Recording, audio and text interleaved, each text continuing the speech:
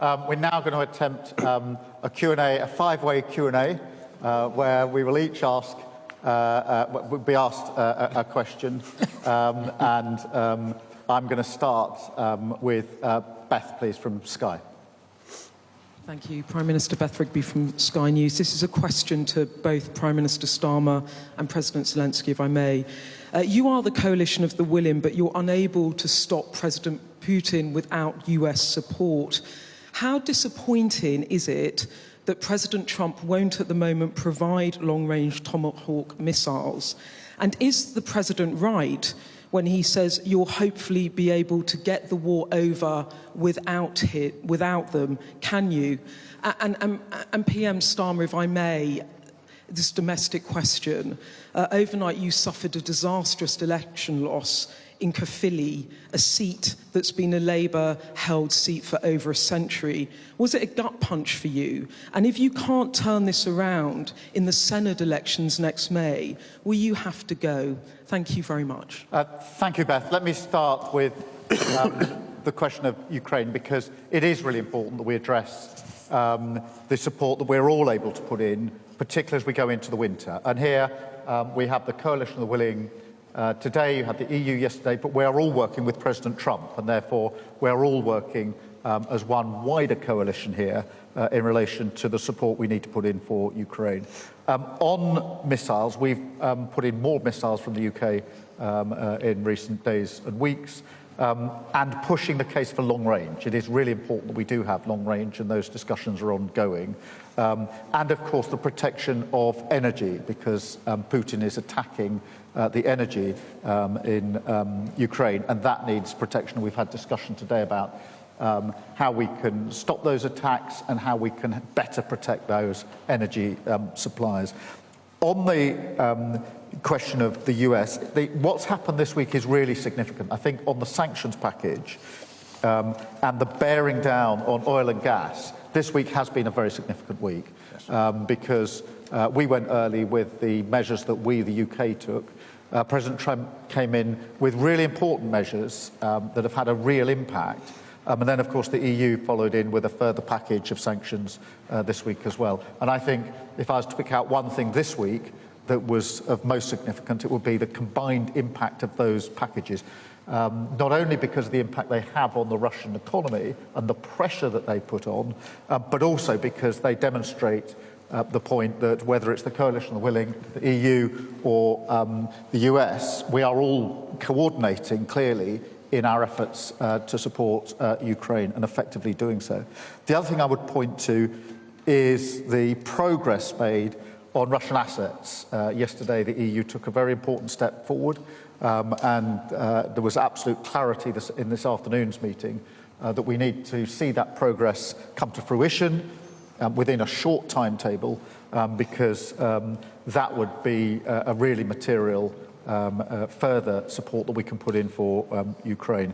So when we said that the ambition really this week, if you like, is to take Russian oil and gas off the global market, we've taken a significant step forward. I would also add that the measures or the movement in position by India and China in relation to Russian energy and oil in particular are also significant. I think what you'll detect behind that is the sort of coordination and discussions that are going on, have been going on today, are going on between us pretty well all of the time, and having a very significant impact on Russia, because we must put Ukraine in the strongest position. There's going to be a hard winter, of course, particularly when it comes to protecting energy, and it is very important that whilst, of course, we want to get to a ceasefire and a lasting peace, we will, in my view, only get there if we put Ukraine in the strongest possible position. We must never lose sight of that aspect of it. And I'm really pleased to see the coalition of the willing so determined and united on this. Of course, to some extent, the coalition was set up to answer the question, what about security guarantees? But to see this wider coalition now working in a coordinated way, I think it really reinforces why the coalition of the willing is so important. In relation to the by-election, look, I'm deeply disappointed by the results. I'm not going to suggest otherwise.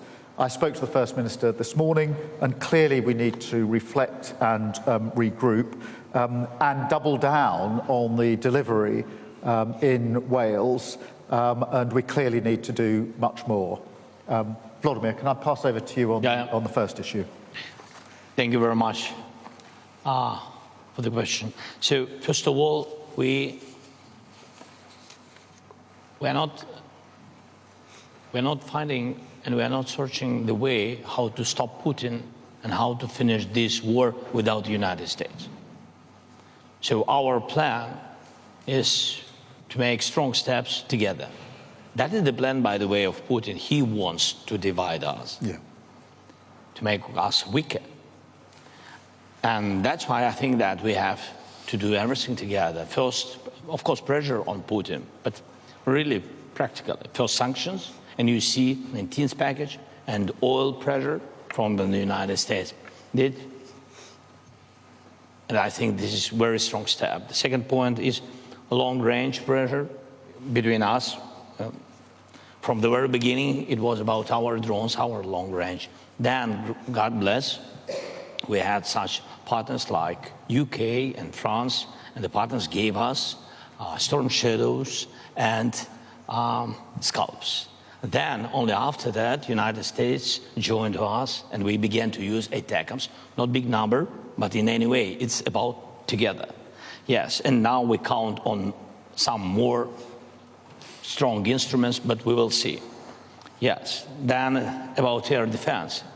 Again, it's about together decisions. We really don't have something which can destroy ballistic. That's why Americans helped us, but also Europeans, because firstly, Europe delivered Patriot systems, but United States, they did it together because United States gave licenses for this. Yes, but I hope that we will in any way we will find a way how to produce our own systems. We have to do it, and I think this is the most important thing, that politically it's very important to go together. That what about coalition or willing, and the result at the end will be security guarantees. And again, with the security guarantees, we need to have United States. This is very important. Thank you. Thank you very much, Volodymyr. I'm going to pass over to you to call your